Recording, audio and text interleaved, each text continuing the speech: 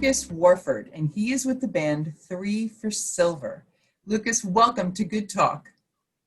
Hello, and good morning from the West Coast. It's so great to share this time with you. You are someone that I got turned on to thanks to Socially Distant Fest on Facebook, and you literally caved my head in. And then when I sent your information over to Donnie, you caved his head in.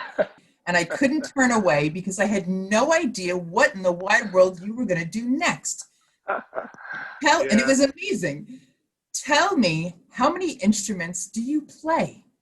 I don't know. I feel like, I professionally play, a handful of instruments in terms of what you'll reliably see me on stage with. My basses, maybe a mandolin on stage, maybe piano. But like a lot of professional musicians that have spent a big chunk of their life playing music, I'm quite handy with a lot of instruments. And one benefit with the live stream is that I can do whatever I want to, and I'm just in my house, so no one can stop me from picking up an instrument I probably ought not to play in front of people and doing it anyways.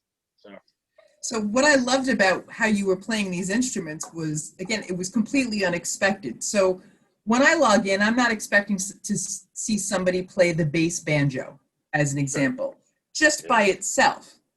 But then to see them rock out a bass banjo and then incorporate a string bow to it, I didn't even know how to process that information.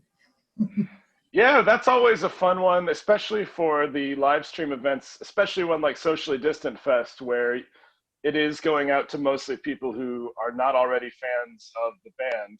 Mm-hmm. It's a nice opportunity to do. I always try to lead with something like that, because even if somebody's just scrolling for a second and they see that, I'll usually at least get them to stop because they have no idea what they're looking at and they've never seen such a thing before. So yeah, it's a nice hook to try to grab them. But you got to then back that up with some legit songs and some legit playing, because just having the wacky instrument get old pretty fast. You play all different genres, and I love that you put your own spin on them as well. One of my favorite moments during one of your recent live feeds was when you posed to your audience, what did they want to hear? Sure, so it wasn't this random, like, hey, I'm just taking requests and anybody can throw in what they want. You gave them a choice, and the choice was, do we want to hear a 300-year-old folk song, or do you want to hear a swing song? Yeah. Now, right off the bat, neither of those choices are something that you would be asked in an everyday live stream. So everybody chimed in because they want to hear one or the other, and I was one of a few who said, yeah, we definitely want to hear both, and thank you for playing both. Yeah. We have no idea what's going to come out of you next, because even saying, I'd love to hear a 300-year-old folk song, it's unlike anything that we've experienced before. Oh, good. And then now you're rocking out on the mandolin. Yeah. What instrument did you start with? My first instrument was guitar, and I heard a Django Reinhardt album when I was probably 13 or 14, and that's what really set me off with focusing on music in a like a really dedicated way. That swing music was really the reason I started playing music at all, and it's kind of morphed and grown since then. But yeah, I should say. And you guys just had a brand new release earlier this year. Tell me a little bit about that. Yeah, so this year, either the worst or best time to put out an album, I'm not sure. We were supposed to be on tour this past spring, and then we had the whole like kind of album promo for it tour put together, and then the tour fell apart, but we put out the album anyway, and it's called Red Moon, and it's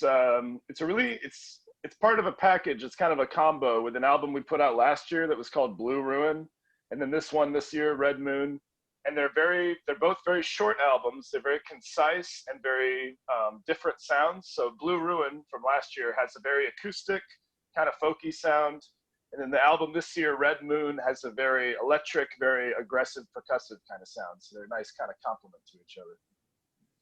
That actually makes sense to me, because just in the one solo set that I was introduced to you, and which made me lead and start looking into all of these other things, I think that you covered like 5 different or 6 different genres in a half an hour. Thank you. Yeah. What genre do you classify the band as? Ideally, I don't. The the PR people that we've worked with call us doom folk, which I get a kick out of. I like that. How many instruments are played in Three for Silver? The usual touring lineup is a trio. So it'll be me on my basses and singing, and then a violin player who also sings named Corwin, and then Willow Certain, who plays accordion and sings. And this is kind of the typical touring live trio. Really just Willow and I, the two of us, are kind of the core of the band functionally. And then we just bring different people in either for a tour or in the studio or what have you. What I liked about Three for Silver on Facebook was you guys do a lot of live feeds and you're really great at interacting with your fans. So you not only have stuff that's out there as a band, but you guys are also all doing individual live streams as well. So Sure. when I got exposed to you and I'm seeing all these different instruments and all these different styles, and then I go on there and then I'm watching accordion that's being rocked out and it's beautiful. And then, you know, I'm seeing the violin and just playing the hell out of the violin. The musicianship that you guys have in this project is really, really impressive. And I love the instrument choices and everything that you decided to mesh together. I think it's really terrific. Thank you. Yeah, I you know, that 2020 has been a horrible year to be a performer in most ways, but we have been doing our best to embrace these live streams. And like you said, it does allow for a weird, just a wacky flexibility with interacting with the audience. And it does allow for people to, we haven't been able to be in the same place. That's kind of another story. So we haven't been able to do streams together. But I think it is hopefully fun for people to look at our individual streams, and you can really kind of see the very distinct threads of the band and our unique and our individual sounds. And that has its own value. It does, and it definitely came through. I think it's terrific. And I love that you guys are going to be continuing with the live feeds as well. Your audience is really just growing exponentially, and it's going to continue that way because the talent that you guys have between you is ridiculous. And I mean, you held the show by yourself. I couldn't look away. I didn't know what you were going to do next. I was so excited about it. And that level of excitement has only gotten larger as I've learned more about what your project and what you guys do. So we know that our viewers are going to love what you're about. And we ask everybody to please support them on social media. Please download their projects and keep an eye out. See what they're up to next. Thanks a lot. Yeah, we're going to keep going. I mean, you know, we'll be doing the live streams all the time through this winter. So, yep. Thank you so much for sitting down and having a good talk with us. My pleasure. Thank you. You're welcome.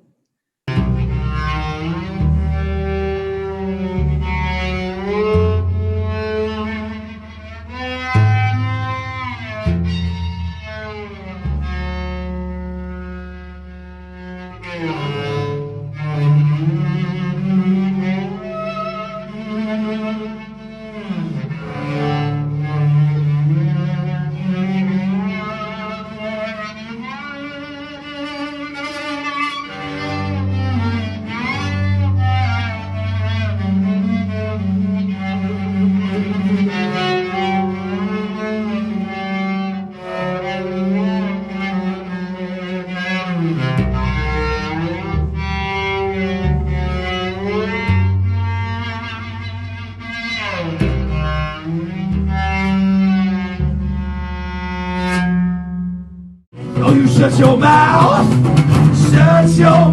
and say, ooh, black dog. I said, ooh, black dog. I said, ooh, black dog. Quit hanging around my window.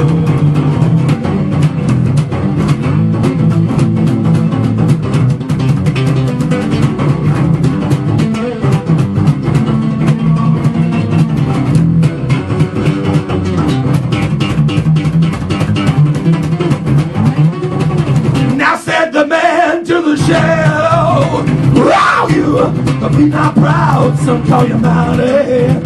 Can't you feel my boots? That was on your daddy. Now you feel that I'm the only reason that you're breathing on. But I'll pour my cup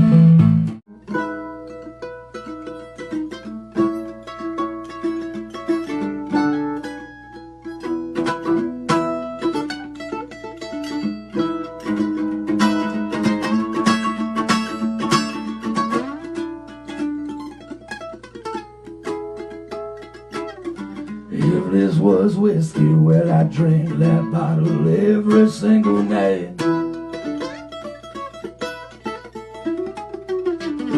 If this was whiskey, well, I drink that bottle every single night. 'Cause I put you on the top shelf with fine things in life. Well, I'm stood here at this bar like I could be elsewhere instead.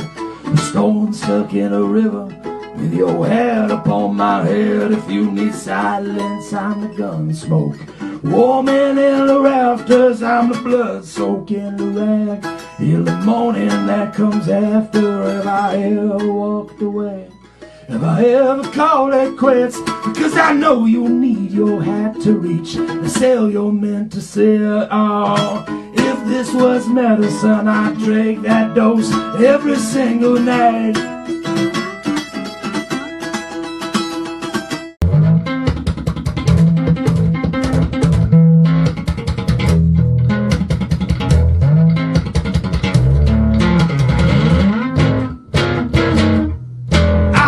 Why the wind howls, know why the ocean waves, know my soul is lost. If I swear my soul is safe, and I know I felt the damp, could not hear the rain. No, I saw the wound, oh, but I could not feel the pain. 'Cause there's a guitar frets and the willow weeps, even though the twig has been so close to the tree. Well, much to do before I sleep. Oh, shake off the dust and know it's time to leave.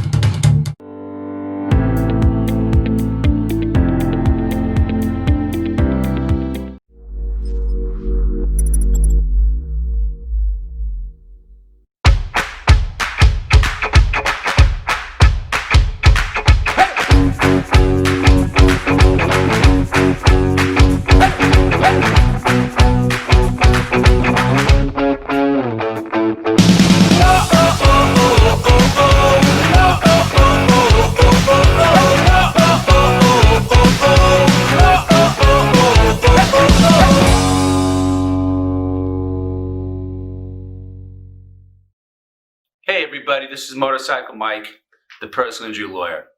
I've been riding motorcycles my entire adult life. During the course of my 30-year career as a lawyer, I've also represented countless injured motorcyclists. If you're one of them, I can be of assistance to you. Go to my website, please, motorcyclemikeesq.com. I'll always be there for you. I'm on your side when you ride.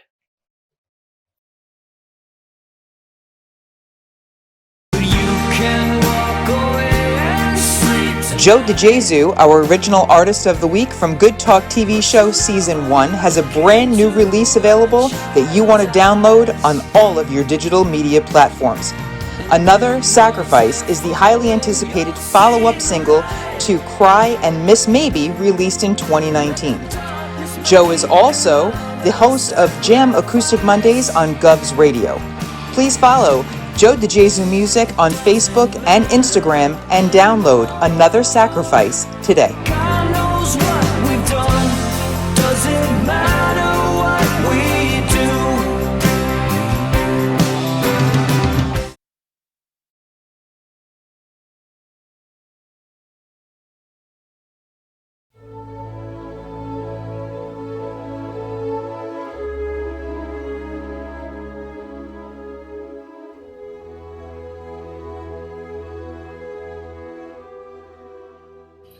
Hey everybody! Today we have a very special guest on Good Talk.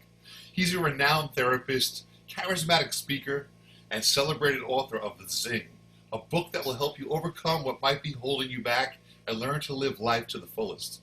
I welcome today to the show Ron Villano. Hey Ron, thanks for coming on the show with us. Well, I thank so you for having appreciate me, it. John. Yes, thank you. I appreciate it.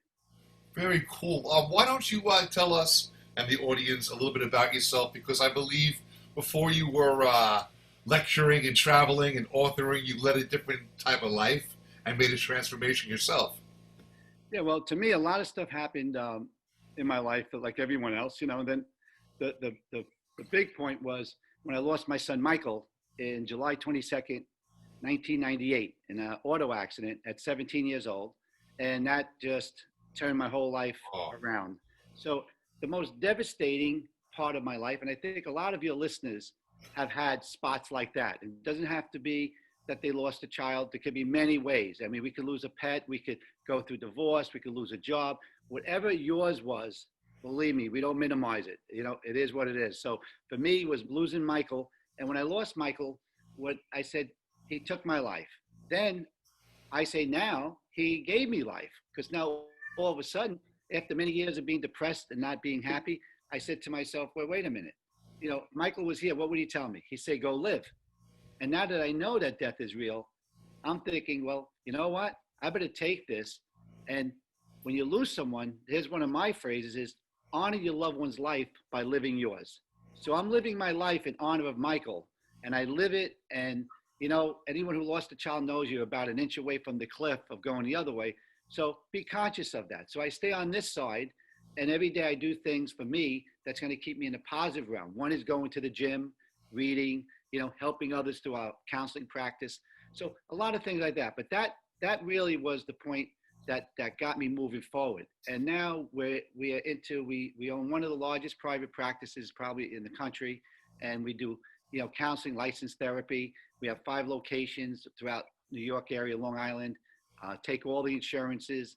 So we're here for the people. And now you and I were discussing Zoom, that the state put in effect, Mario Cuomo put in effect, was phenomenal, and the insurance companies jumped on it. So anyone who's not understanding that you can now do counseling in your home, or like I was saying to Donnie, your car is the best place to sit and do your counseling if you're doing Zoom at home, and the insurance is covering it now. So that's a big thing. So it's not like, one isn't. So finally the two matched up, and we have same day appointments and everything else. And this isn't a commercial. My biggest thing is that I want people to hear this, whether they come to me or another therapist, is get the counseling if you feel stuck. Don't go to therapy because you feel like I need therapy. Go to therapy because in your life you either feel stuck or your life is going so well, why not enhance it?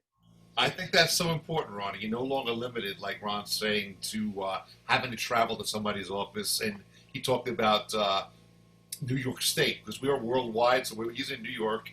But what I want to do, I want to drill down a little bit deeper. And I want to ask you, what was your plan coming out of college? You weren't going to be a therapist, were you? What was your plan in life? What made you become a therapist and lead this life? Well, my natural part of me, I did worked with finance years ago, but my major thing, even when I did that, would sit at someone's table, be somewhere, was always in the mode of helping people. I don't know what it was, but it was always like I could see the other side. I could feel somebody was going through something, and I had this thing to do it. So of course, I was a lay person discussing things and chatting with people, and I don't know if I helped people or hurt people because sure. What you were doing. But being Italian, we always think we're therapists. Okay, family of 7, So, but for me, I just decided. I said my sister became a therapist first, and my other sister then became one. And then I said, wait a minute, I think I want to do this. So I went to school to become a certified alcohol and substance abuse counselor. You're kidding? So wow. I did that. So I got the addiction education certification. So I got that. Then I went to school. Then I said, well, let me become a mental health counselor. So I went to school in 4.5, 5 years, and became then a licensed. And then I became a licensed mental health counselor, and that's what you need to be. So yes. I became that. Then as I was going, I said, wait a minute, I like being calm in the mind. I'm very into self-help and how to work in your mind. So I used a lot of these tools. So then I went and became a certified clinical hypnotherapist as well. You were a hypnotherapist as well? So Oh, then, wow. so I'm also certified in that. So, and then I wrote a self-help book. I said, well, I want to help people because I lost Michael, but I don't want to write a book about grieving or loss. I want to about change. So one of my phrases is embrace the power of change. Mm. So I'm very big with change. And as my daughter would say, I talk a lot about it, but I resist it the most. So Well, most people resist change, I find. yeah, oh no, I'm terrible. So I had to, thank God for her, keep driving me. So I start to recognize, because I'm walking around like the hero, you got to have change. Look at me. And she's going, oh, look at you. You haven't moved at all. I said, well, you're not coming to the party. Yeah. Go home. But so, so I had to learn a lot about embracing change. And I go for counseling myself every week to a wonderful therapist for an hour, sometimes 2 hours every week. And I go every week. Absolutely. I'm a very big advocate of counseling. Without that, I think a lot of my own personal relationships wouldn't be as strong and as good they are as even with my children, with my fiance, because I learn a lot going to counseling and I get to spew out this stuff that I think I'm right at home. But when I get there, it's not that I was wrong, but there's another way of putting it. And even though I do this for a living, it means nothing. When I go to the counseling, I forget that I'm in this business. I'm able to do that. And I'm there just to learn. You get to uncork, you get to unbottle, you get to Everything. relieve. I get hypnosis once every probably couple of weeks with, the same fella, fantastic guy. Wow. And so I get hypnosis, helped me in a lot of areas and just mesmerizing. I used to have a little fear of on a plane because I didn't like my ears clogging up and stuff like that. And then we found out it was not about that. It was about something in the inner child. And we did hypnosis. We did some regression with it. Oh, wow. And it opened up something else and had to do with control, like fearing losing the control of not being able to pop. So there's a lot more to it, but there's a lot to know. Yeah, it's a lot to know with this stuff. So my point to your people is, I'm one of the advocates of counseling. I do it. I'm willing to put my money in everything. So that's why when I went to school, I said, well, I could either go more education in one area or diversify. So I think the addiction counselors are amazing. They're mesmerizing to me, how they stay in that field and they put that time in every week. Sure. It's really, really very hard work being an addiction counselor. There's big burnout, supposedly around 5 years, but unbelievable what they do. I have the education, I've done it, but I don't do it as intense as the agencies or the addiction counselors. Some of the ones that I know are just tremendous. Yeah. But see, one thing about addiction counseling certification and to bring that into therapy is, as a therapist, is I believe most people's issues are from addictive behavior. Mm. So because I understand that, well, I'm Italian, so there's a lot of behaviors that I'm addicted to, right? Sure. And they had one story, I never forget this one story. I'll make a short story for you. Okay. But this young girl gets married, she goes to the house, and it's Thanksgiving, and then she said, what could I do? So the mother says, her future mother-in-law says, listen, go take the roast beef and put it in the pan. She said, okay. She said, but cut the ends off. So she goes to cut the ends. She said, but why would I cut the ends off this beautiful roast beef? She said, well, that's tradition. We always did that. I said, but why? She said, well, I don't know. Let's ask my mother. So they go ask the grandmother. And the grandmother said, no. You cut the end. That's our tradition. We cut the ends off the roast beef every Thanksgiving. She said, okay. She said, but why do you do this? I don't know, but great grandma happened to be there. Is still alive, and he asked great grandma. They said, why do we cut the ends off the roast beef? She said, because it didn't fit in the pan. So all these years, they were losing the best part of the roast beef. See, so to ask the question and find out why something's happening in your life is very important instead of just going along with it. That's great. I love that. Yeah. So, and I always say, what's God's favorite four-letter F word? What is it? And everybody gets stunned, and I say it's FREE. Right? Freedom. Yeah. So when we have freedom within ourselves and we utilize freedom just like in our country, but in our mind, and in my book, I talk about how to gain that freedom by emptying your mind's garage, by getting the stuff out for the first time. That's when you start to grow and when you start to move, because freedom comes much responsibility. So for the first time now, you would be responsible for what you're doing in your life instead of blaming, well, my father did this to me, my mother did that to me. So we need to get you to come back to who you are. Personal accountability. And take everyone's power away from you, and you gain your power then. Interesting. That's We interesting. blame, we're giving someone else the power who doesn't even want that power. So we need to take, like in my book, take the cables off the battery, and this way you can empower your personal battery so that now you could be fully powerful to help other people, because now you don't have anything clinging on to you unless you choose it. But a lot of times we just allow stuff to go on us, you know? That is so interesting. I once read somewhere, it was a cool, I think Wayne Dyer said it, that what's going to kill you, the snake bite or the venom? And he's like, the bite's not going to kill you, it's the venom. What we hold inside is going to kill us, you know, not the bite. And it makes so much sense, almost what you're saying. And I also think that nowadays, there used to be a stigma with talking to people and therapy, and I think that's gone. I really think that that old stigma is out the window, and people are open to this. Yeah. And some of it is, you know, in our offices, what I did was because, you know, I know there are people who don't want someone to see them going for therapy. Right. They don't want to walk in an office and, you know, there's the young person at the desk, and now they ask them who you're here to see, and now they know why you're there, and they feel funny about it. Then the bill it gets you, and the office manager says, can I have your insurance card?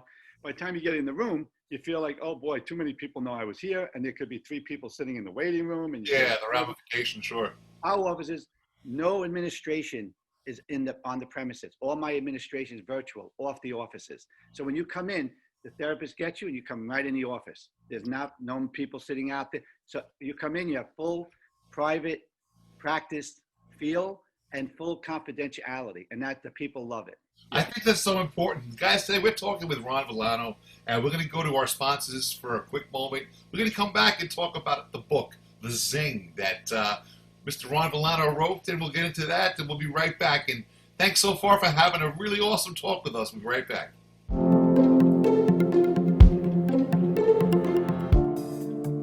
Hi, I'm Robin Eve.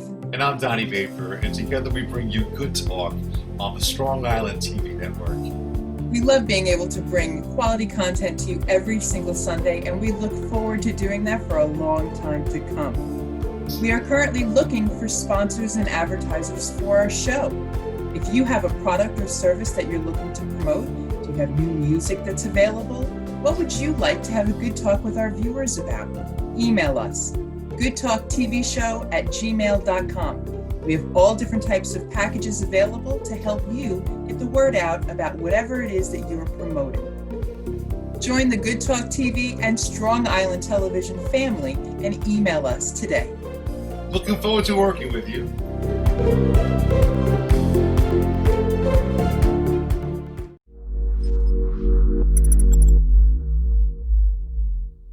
Writing a book is the adventure of a lifetime.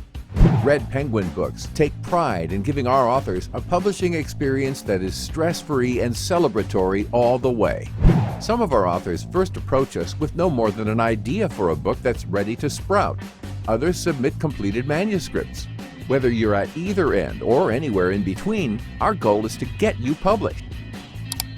At Red Penguin Books, we offer options and opportunities that are unique in the world of publishing, and all of them are designed to keep you, the author we so deeply respect, in the driver's seat, unlike other publishing houses. So, if you want to write a book and are looking for a publisher, we've got you covered. Red Penguin Books deal in publishing services, book development, and ghostwriting for digital, print, and audiobook.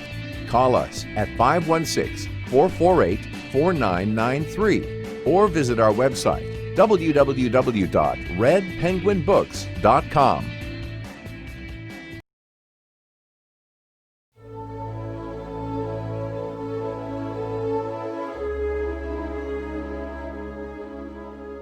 Alrighty, welcome back everybody, and today we are speaking with Ron Villano, author of The Zing. Ron, thanks again so much for being with us. I really appreciate it. Thank you, Donnie. So you wrote a book not too long ago. Well, why don't you tell us when it came out, called The Zing? Well, I wrote The Zing because I wanted people to live passionately. So in my book, I tell you the Zing represents living life 2 levels above passion. So I get a lot of people say, what are you talking about? How could you live 2 levels above passion? I'm trying to live passionately, never mind 2. Wow. In my opinion, if you could get people to live 2 levels of passion, we're going to be fortunate they're just about starting to learn how to live passionately. So we want them to reach higher so they land in that zone. So the book is really about how you could have change in your life, how you could allow it to evolve. And each chapter, 7 chapters, it's the only self-help book that has no repetition, I believe. And it's also the only self-help book, I believe, that doesn't tell you how to think. It provokes you to think. And it took many years, about 10 years to write it. And the reason it did is most people take something simple and make it complicated. I took something complicated and made it simple. And when you read it, you'll understand it and you'll say, wow, but then you need to press apply. And then when you press apply, that's the key to it. I really like that. Would you be open to talking about 2 chapters that stood out in my mind that I'm aware of that I read in the book? I like the garage lesson and I like the tunnel lesson. Maybe we could just talk a little bit about those 2. That would be really cool. It's wild because the tunnel, a lot of people love, and the tunnel I utilized in my practice for many years before I even wrote the chapter because I wanted to test it. Okay. And work with people. But in the garage part, think about this. Most of us have a garage in the house. Picture that. I'm Italian, 3 brothers. My father come out, Italian father said, we're going to clean the garage today. Yeah. We go out there. We take everything out of the garage. He take these big brooms, he used to call them sanitation type brooms. Yeah. And we sweep the garage out and we put everything back in a different spot. So what did we really do? Did we clean the garage or we just swept the floor? We swept the floor. So for a moment, we had an empty garage, right? And this is what we do in our lives. We say we're going to change something, whether it's losing weight, whether it's saying I'm going to get a different occupation, different relationship, whatever it is, we say we're going to do something different. And we start to do all the things that it takes to do that. And that's emptying it out. And we get all excited. And then we end up right back where we were, even worse feeling, because we say, wow, I did all that and I'm right back where I started. Right. That doesn't make that person a bad person. They didn't realize that they needed to throw things out, not just put things on the side. Okay. So what I say to people is, what we want to do is, because all the stuff in our mind's garage, think of your mind like that, all the stuff that's in there, very few items did you put in there. Most of the stuff when you were a child, your parents put there, teachers put there, outside sources put there, media. So, we all say, we're this religion. Why? Because that's what our family was. Right. We eat these kind of foods. Why? Because that's what my mother did. So what we want to do now is we want to become us. So how could we be us if most of the things in our mind and in our subconscious is put there by other people? So it's really their opinions. So that's why we struggle. So what I want people to do is in the garage, take everything out of your mind, which takes time. And you would write on a piece of paper, journal. Well, I did this, we ate this at Christmas time. Why did we eat that? Well, I don't know. We'll talk about that later, but this is what we did. This is what relationship's supposed to be. This is the kind of church I'm supposed to go to, temple, whatever. And then you put all this stuff down. When you look at it, you say, what do I believe in? See? And then me. And then you, well, I don't really, my mother did, but I don't really think this. And it did. And I need to learn more about this. So we're going to take everything everybody put in your mind's garage. Nobody's going to like this. I want you to throw it out into the dumpster. Wow. I don't want you to keep anything. I want you to throw it in the dumpster because you can always get it back later. And then I want you to do your own work with an empty mind's garage. And now start putting stuff in that you 100% choose to, not based on guilt or based on that somebody made you do. Wow. So this way now, your perceptions and the things you want to do are you now 100%. And when people meet Donnie, after we do this work, and it takes a while to do this work correctly, after we do this work, all of a sudden they'll say, Donnie, you seem different. Donnie doesn't have that, he's not opinionated as he used to be, or he's not this like he was, or wow, all these kinds of things. And all of a sudden, where's that coming from? And the person who does the work, the key to it is they're not aware of it, and that means it's real.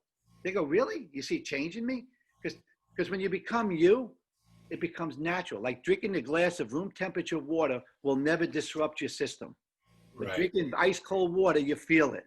Right? Drinking a That's soda. so true. I read that from Deepak Chopra years ago. That's so true. Right? I agree.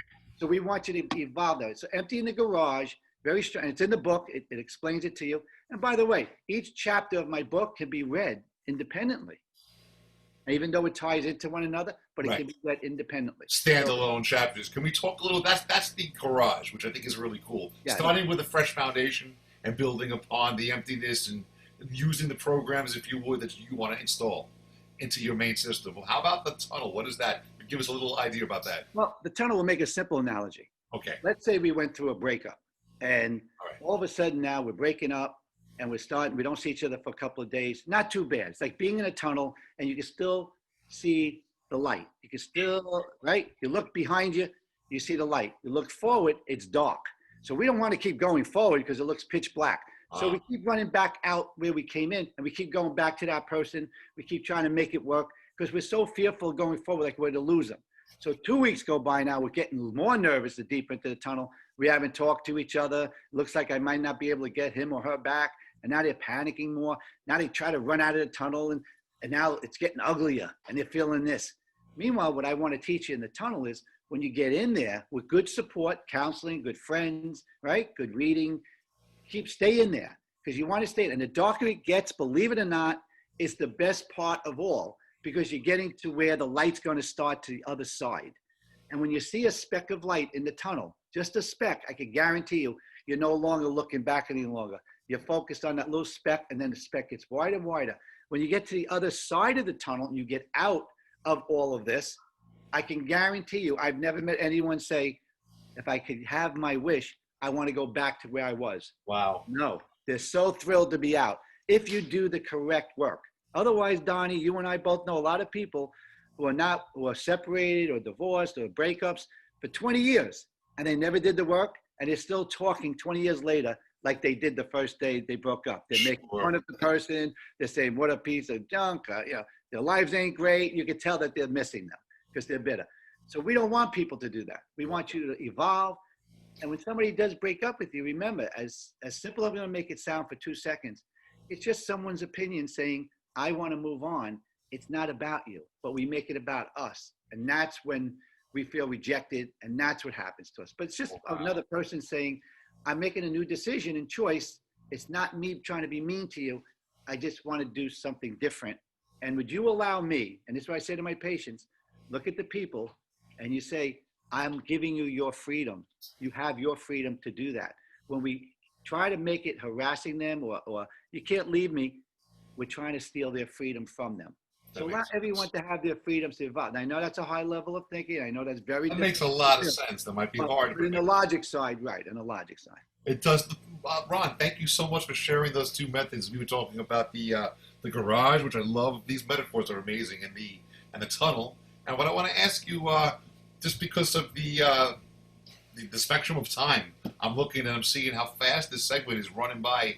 How can our audience find you and pick up the Zing, pick up the book? How can they reach out and find you guys? What's your social media like? Yeah, they could go right here to thezing.com, tie the words together, not separate, thezing.com. They can get us for family and personal counseling. Okay. You can just look up my name, Ron Villano, and I guess you'll have it up there. Yes. RonVillano.com, everything comes up. We're all over the place, and we're there to help. We're not there to try to be a commercial. I just want to see people live full lives. And if you're living a great life, if you notice, people who are very evolved and people very spiritual and philosophical are constantly growing and constantly reading more. And remember, the simpler you think, the more advanced you'll be. You I find like it in the that. simpler I like things. that. That's awesome. Ron, I want to leave you with one last question. And we have a minute or two at the most left. This is my last question. Could you give us one life lesson that you would like to leave the world with?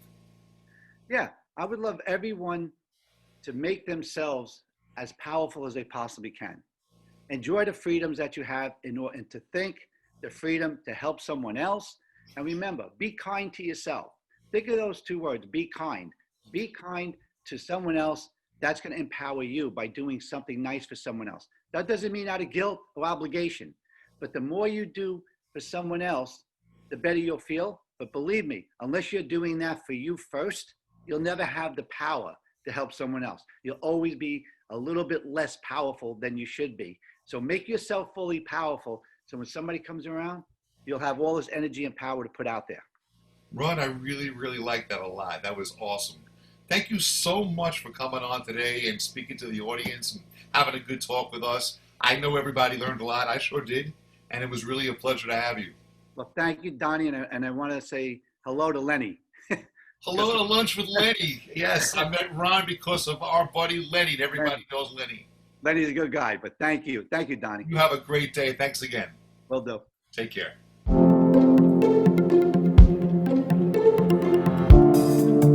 Thank you, Pulmonary Wellness Foundation, Good Talk TV sponsor. Please visit pulmonarywellness.com to learn more about this incredible organization.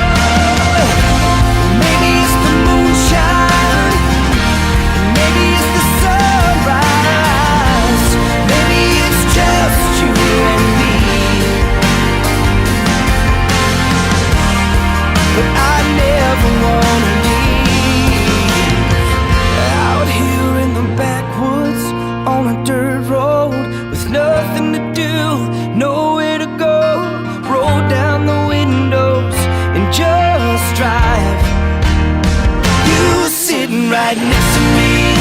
Your head down, kick up your feet, let's get out of town. Turn up the radio and just drive. Just ride. And just ride.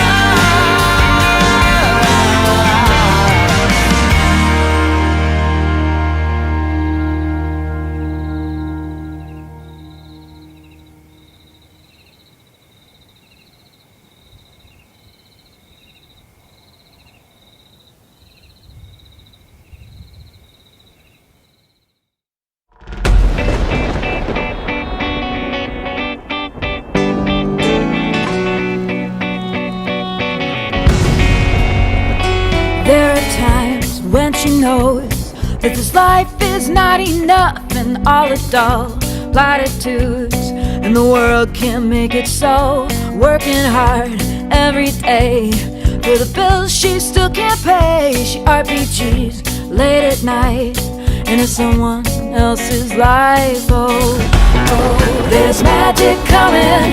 Oh, there's magic coming. Oh, there's magic coming. Where you gonna be tonight? Oh, there's magic coming. Oh, there's magic coming. Oh, there's magic coming. Get ready for the big surprise. When's it gonna be my turn? When's it gonna turn around? When am I gonna wake up happy, knowing what I found? When's it gonna turn around? When's it gonna be my turn? When am I gonna wake up smiling, knowing what I learned? Oh, oh.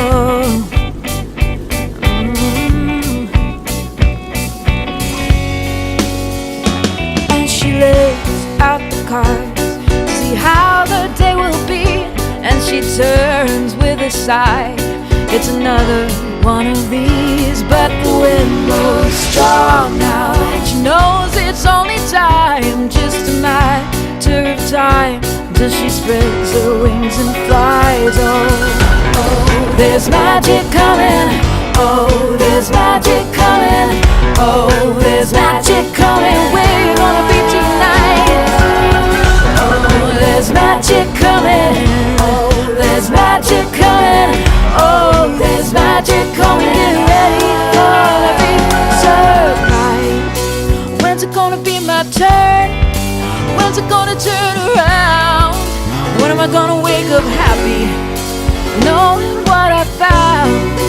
When's it gonna turn around? When's it gonna be my turn? When am I gonna wake up smiling, knowing what I learned? Oh, there's magic coming. Oh, there's magic coming. Oh, there's magic coming. And she lays her head tonight. She knows it's still not time, and she dreams with the power of a phoenix in flames. And she thinks that she begins to understand what she has inside. It's not a thing to disavow, it's not to fix, it's not to tame. Oh, oh, there's magic coming. Oh, there's magic coming. Oh, there's magic coming. Where you gonna be tonight? Oh, oh, oh, there's magic coming. Oh, there's magic coming. There's magic coming. Get ready for the rest of your life.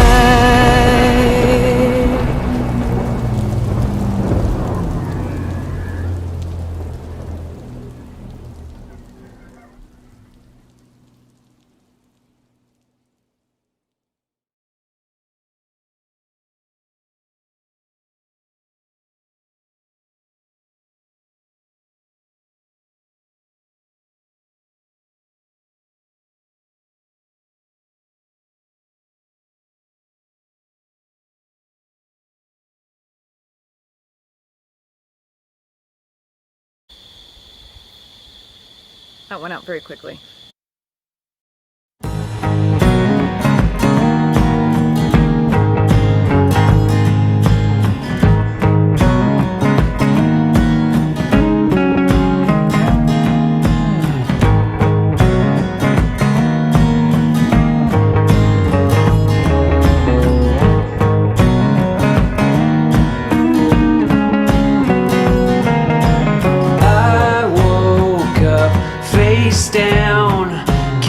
remember if I left my keys inside the door, but it doesn't matter anymore.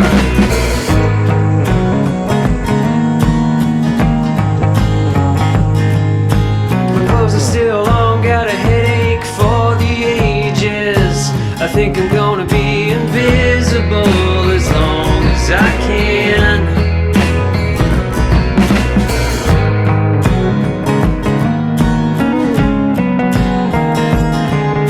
If I try real hard, then I shouldn't have to try at all, to put together all the blurry faces that I came across last night.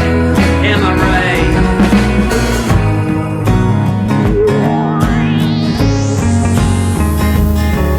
'Cause the same song plays in the background, staring in the mirror, blowing smoke rings in a stranger's face.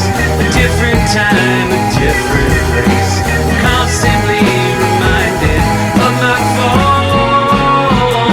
So take me down to Chico Feo, the bright pink neon sign that hangs above the door. It's on the edge of town, but it might as well be on the edge of the world. All my good people there say come around to Chico Feo. Carolina's in the same dress that she always wore. Ain't nothing changes here.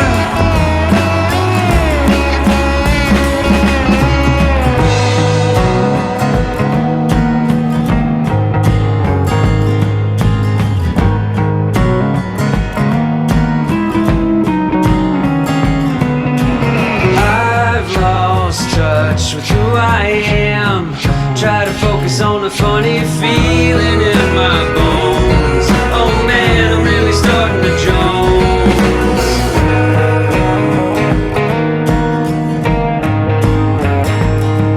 Another day, another dollar. I could use a vacation from myself.